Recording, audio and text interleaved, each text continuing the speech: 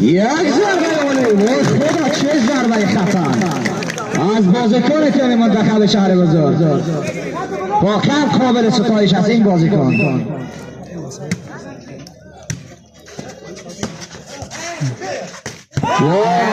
وای وای وای چه ضربه چه زیرکانه عمل میکنن بازیکنان منتخب فیض آباد. 9-8.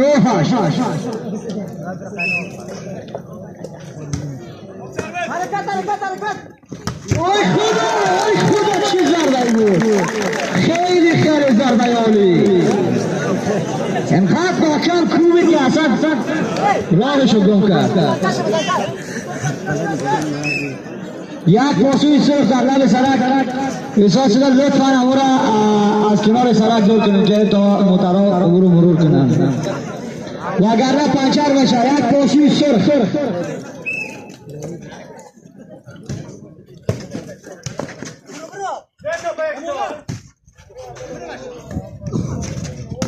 یک ضربه عالی و یک امتیاز بنفع تیم منتخب فیض آباد. 11-9 تیم منتخب فیض آباد 11 و منتخب شهر بزرگ 9.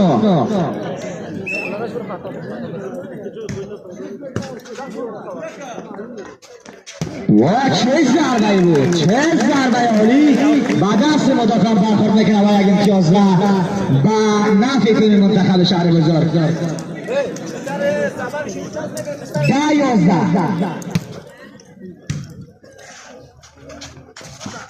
و چه ضربه عالی گرفته میشه.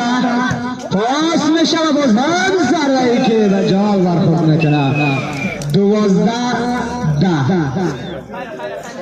بازم با کمی تفاوت. بسیار بازی